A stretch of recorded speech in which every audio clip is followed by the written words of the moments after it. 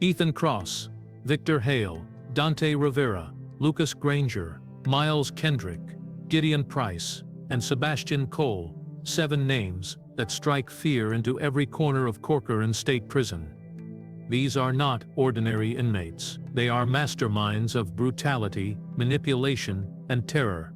Men whose actions have left scars that still haunt guards and prisoners alike. Inside these walls, survival is a game, and these 7 hold all the power. Please subscribe for daily new update of gang crime story and watch till end. Corcoran State Prison is a place where fear lives in the walls, a fortress of steel and concrete designed to contain the most dangerous men in California. Its high fences, watchtowers, and armed guards create an image of control, but within those walls, control is often an illusion. Inmates like Ethan Cross prove that even the strictest security cannot contain human darkness. Ethan arrived at Corcoran on a cold, gray morning, escorted by a team of guards who had been warned about his violent history. Even from a distance, his presence commanded attention. He was a man of imposing stature, with shoulders like a linebacker, and eyes that seemed to pierce the very soul. Whispers of his past had traveled ahead of him, stories of brutal assaults, street killings, and prison fights that left his victims broken physically and mentally. Many inmates who had been at Corcoran for years felt a chill when they learned he was coming. The moment Ethan stepped into the intake hall, a silence fell. Guards spoke in low voices, and even the loudest inmates seemed to shrink back. He did not speak, he did not need to. Every movement was deliberate, every glance calculated. Within hours he had established a reputation that would follow him throughout the prison. He moved through the corridors observing, noting weak points in the system, patterns among the guards, and vulnerabilities in other inmates. His mind worked like a predator sizing up its prey. It was not brute strength alone that made him feared, but the intelligence behind it. Ethan quickly understood the unspoken rules of Corcoran. Show weakness, and you are a target. Make alliances, but never fully trust anyone. Respect only those who can match your resolve. His early days involved small tests, a push here, a taunt there, measuring reactions and establishing dominance without overt violence. Those who misjudged him paid a price. A man thought he could challenge Ethan over a card game. By nightfall, he had been beaten into submission in a way that left no visible evidence but made the message clear. Inmates began avoiding his path in the hallways, and even hardened gang leaders respected his space. Guards, however, watched him with wary eyes. Ethan was unpredictable. There were no obvious signs of when he might lash out, and the tension he created was enough to make even the most confident officer pause. Rumors swirled that he had connections outside the prison, that he orchestrated schemes even from behind bars, though none could be confirmed. Yet in the silent corners of Corcoran, the word on every inmate's lips was the same: Ethan Cross was different. He was a shadow that moved among them, calm yet dangerous, observant yet calculating, a man whose presence alone could reshape the balance of power. His arrival had shifted the rhythm of life inside Corcoran, introducing a new fear that no guard could control. The inmates knew one thing for certain: surviving in the same space as Ethan Cross required more than caution. It required understanding that some men carry darkness so complete that even the walls cannot hold it in. Victor Hale was not the type of inmate who drew attention with loud threats or aggressive displays. He moved quietly, almost unnoticed, yet the reputation he carried was enough to make others tremble in fear. In Corcoran State Prison, many inmates relied on muscle, gangs, or intimidation to assert themselves. But Victor used something far more effective: precision. He was known as the silent executioner because of the way he operated. He never shouted, never lost control, and never made his moves predictable. Guards often reported incidents where inmates were found bruised, bloodied, or otherwise beaten without anyone admitting involvement. Every attack seemed calculated, surgical even, leaving a lasting impression without evidence. Victor's past outside the prison hinted at a similar pattern. Criminal records spoke of robberies gone wrong, fights with other gang members, and killings that law enforcement could never tie directly to him. Inside Corcoran, this reputation gave him an unspoken authority. Inmates quickly learned that provoking him, even subtly, could result in consequences they could neither anticipate nor defend against. He did not need to threaten.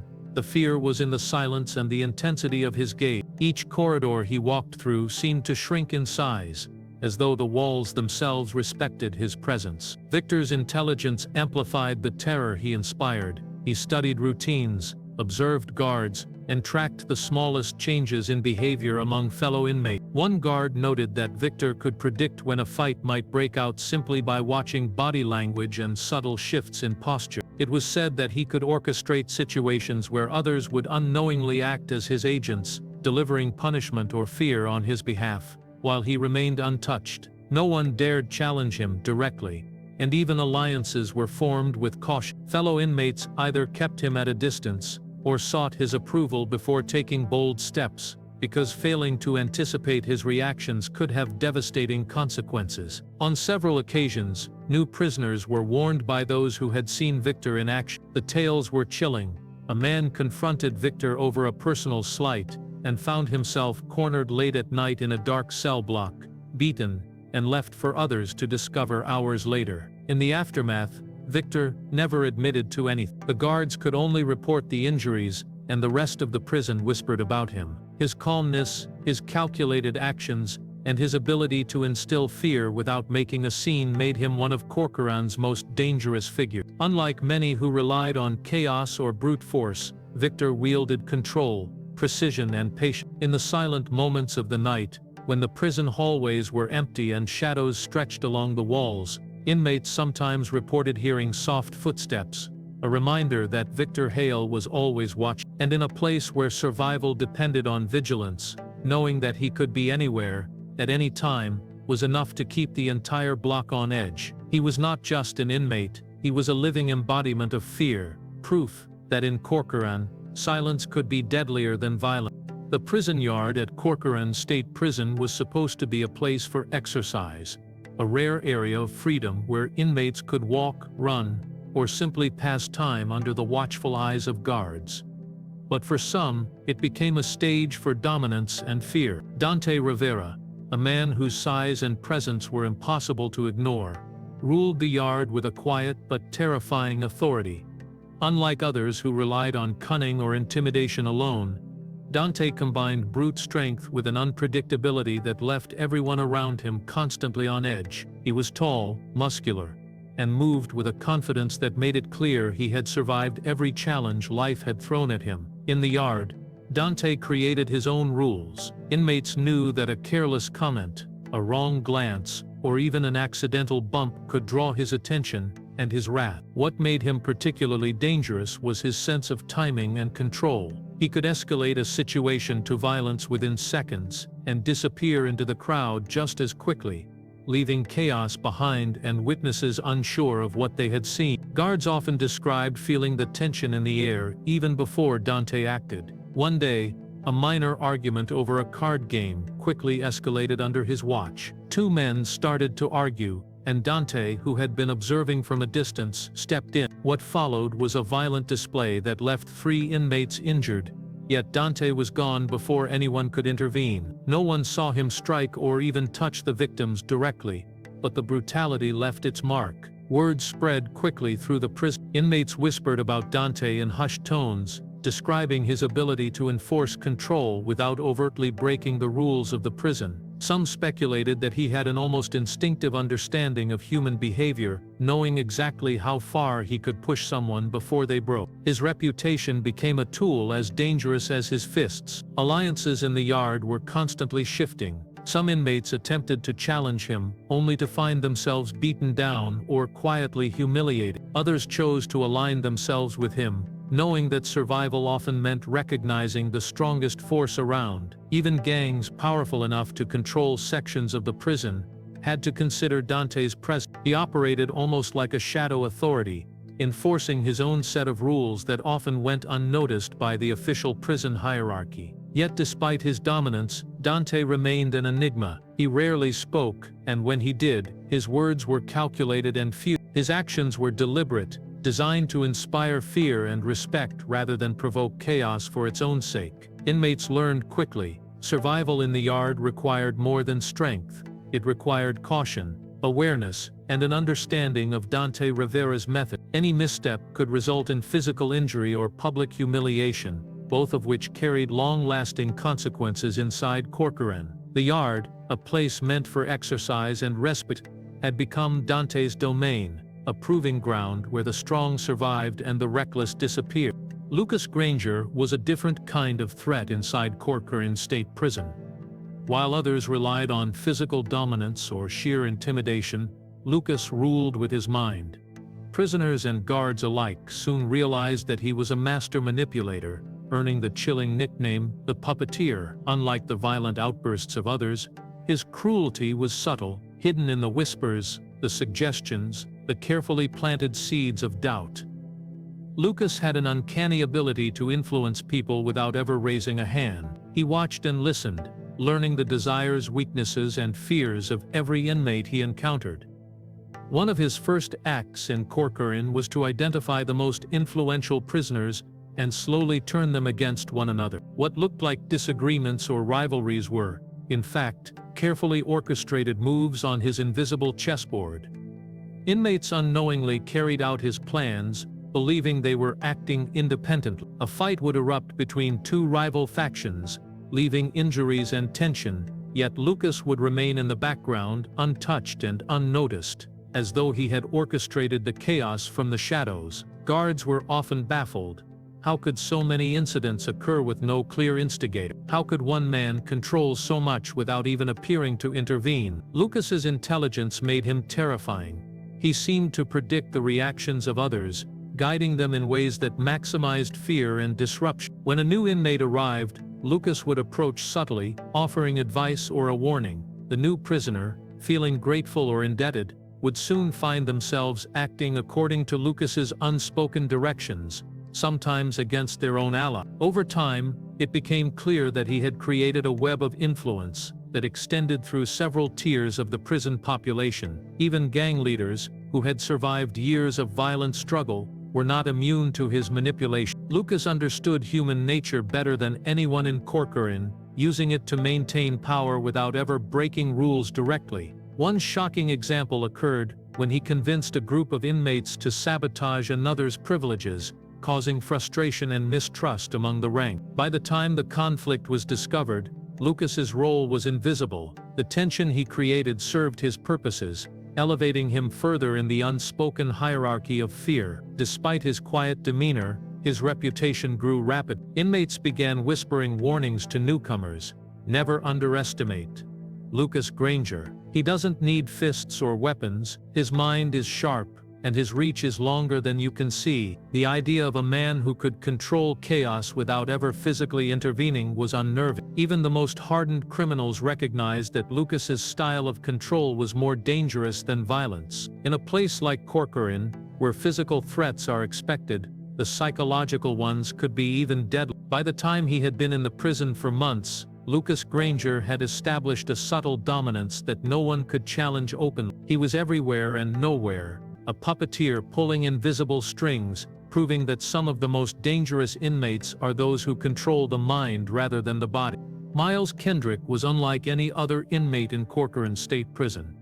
He did not rely on intimidation or manipulation alone. Instead, he earned the chilling nickname, the Escape Artist, because of his relentless attempts to defy the prison walls themselves. While most prisoners accepted confinement as a reality, Miles treated it as a challenge, an obstacle to be outsmarted and overcome. From the moment he arrived, he observed everything: the guards' routines, the blind spots in surveillance, the patterns in cell checks, and the timing of meal deliveries. Every detail mattered, and he memorized it all with painstaking precision. His plans were daring, meticulous, and often shocking in their creativity. He fashioned makeshift tools from everyday objects, studied the locks, and tested weaknesses in the structure itself. On more than one occasion, he had come dangerously close to succeeding, causing lockdowns and panic across the facility.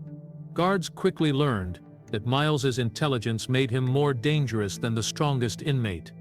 Unlike violent troublemakers, his methods were calculated and unpredictable. A simple walk to the yard could hide a carefully timed test of the prison's response. He might leave a subtle clue, something small that would later factor into a larger attempt, and no one would notice until it was almost too late. One of his most ambitious plans involved an intricate timing of guards' movements, a rope fashioned from sheets, and a detailed understanding of the fence and camera systems. Weeks of preparation went into the plan, yet it failed at the last second when a minor detail was discovered during a routine inspection.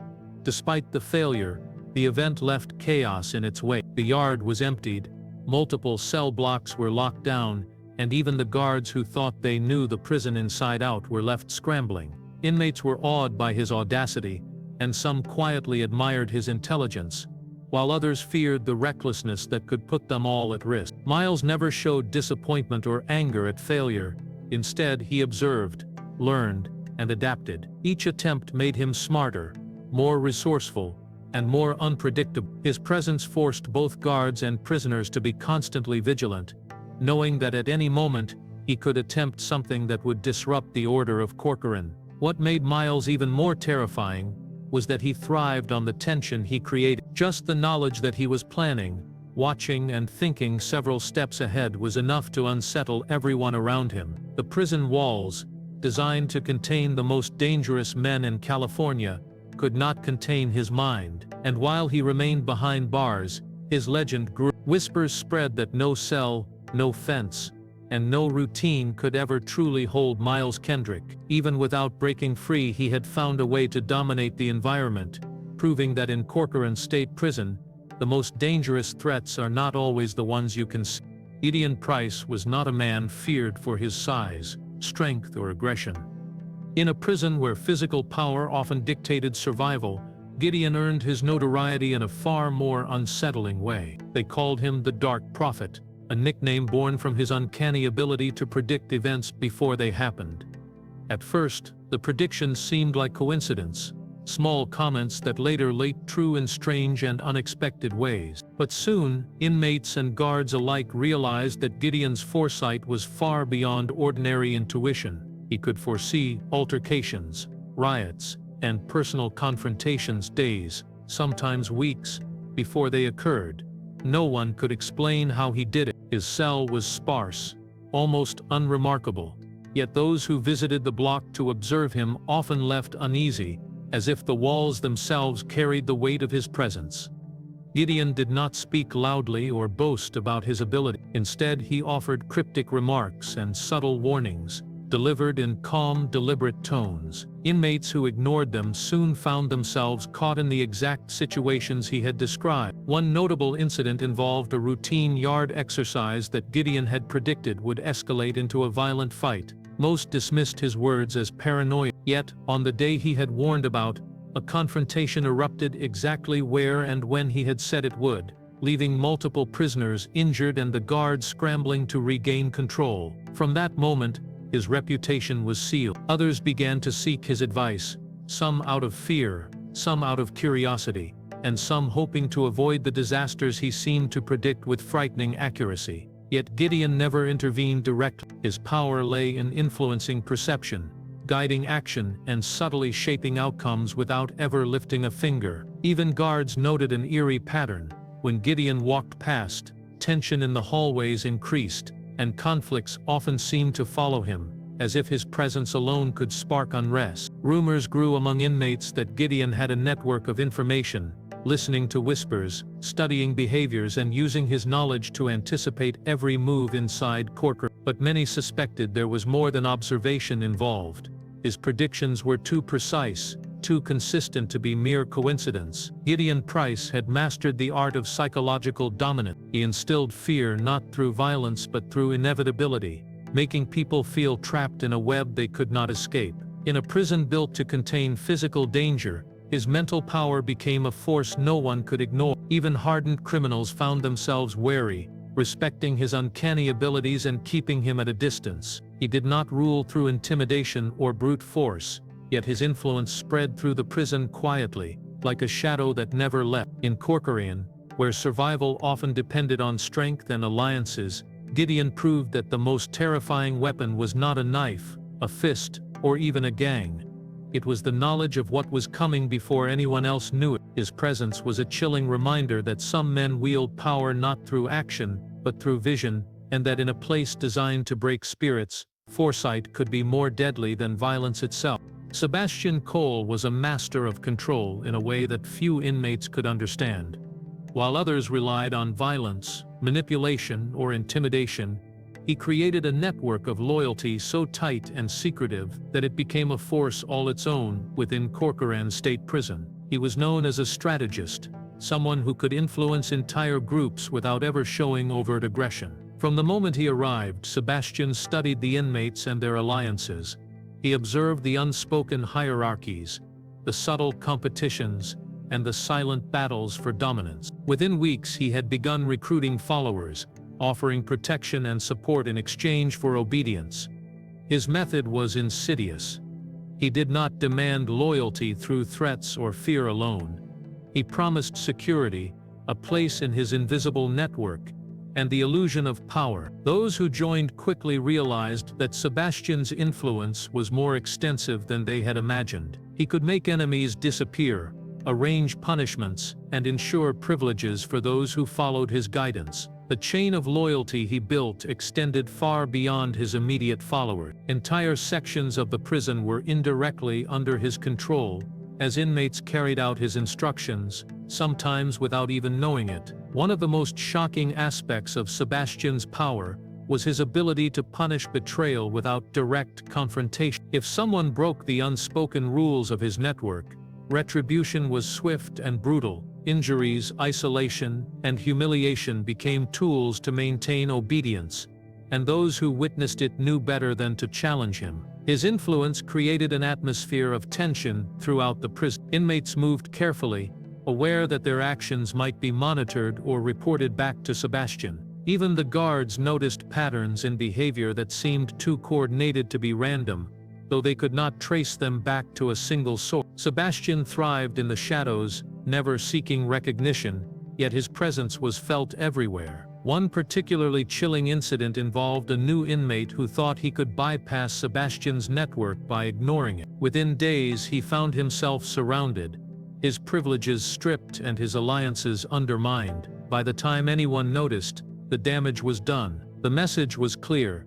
No one could ignore Sebastian Cole and expect to walk away unscathed. His control extended to psychological manipulation as well. Inmates began to police each other, ensuring compliance to avoid punishment, effectively becoming instruments of Sebastian's power without realizing it. Corcoran State Prison, a place designed to contain violence, had inadvertently provided Sebastian with the tools to build his empire of fear. He did not need brute strength. His strategy, patience, and understanding of human behavior were enough to make him one of the most dangerous figures in the prison. Even the toughest prisoners respected his position, knowing that disobedience carried consequences far beyond the physical. In a world of chaos, brutality, and survival, Sebastian Cole demonstrated that true power could be exercised quietly, efficiently, and completely. His legacy within Corcoran is a reminder that some of the most terrifying threats are invisible, carried in the loyalty of others and the fear that spreads silently through the wall. Corcoran State Prison may lock its doors and control its inmates with steel bars and armed guards, but some shadows inside its walls cannot be contained. The legends of the most brutal inmates continued to haunt the corridors long after the initial crimes that brought them here. Ethan Cross, Victor Hale, Dante Rivera, Lucas Granger, Miles Kendrick, Gideon Price, and Sebastian Cole, each in their own way, left marks that reshaped the very atmosphere of the prison. Their presence created a world where fear, control, and unpredictability were constant companions. New prisoners quickly learned that survival in Corcoran was not just about avoiding fights or following the rules. It was about understanding the invisible hierarchies, the silent warnings, and the reputations that dominated every cell block. Even guards, trained to manage violence and maintain order, often admitted that some inmates were beyond the ordinary. They were shadows moving through the system, influencing others, instilling fear, and shaping events in ways that could not always be seen. The stories of these men are retold in hushed whispers, as if speaking too loudly might summon them once more. Ethan Cross's cold calculations, Victor Hale's precise and surgical methods, Dante Rivera's terrifying unpredictability, Lucas Granger's mental manipulation, Miles Kendrick's daring escape attempts, Gideon Price's chilling foresight, and Sebastian Cole's secretive control networks together form a tapestry of power and fear that continues to dominate the prison. Each one demonstrated that brutality is not a single action but a combination of intelligence, observation, patience, and influence. They proved that fear could be wielded as efficiently as any weapon, that chaos could be directed silently, and that control could be achieved without ever physically intervening. Yet, there is another lesson hidden in their stories. In Corcoran, as in life, power is not absolute. Guards, routines, and security measures constantly counteract the influence of even the most dangerous inmates. Rivalries flare, plans fail, and reputations are challenged. But what remains constant is the memory of these men and the way they forced others to adapt, to survive, and to remain vigilant at all times. Their legacies endure not only because of the crimes they committed but because of the fear and respect they commanded, a force that lingers in the prison long after any physical battle has ended. Inmates whisper their names as warnings, recounting stories of domination, cunning, and ruthlessness. Guards watch their movements with renewed caution, knowing that even the smallest miscalculation could have severe consequences. Corcoran State Prison, with all its rules and restrictions, has not erased the shadows cast by these men. They remain part of the prison's identity, proof that some forces cannot be fully contained, and that legends of brutality are not just remembered, they are lived by everyone who walks the corridors after. In a place designed to punish and rehabilitate, the presence of these men proves one undeniable truth: some shadows never fade, and some fears last far longer than the sentences imposed.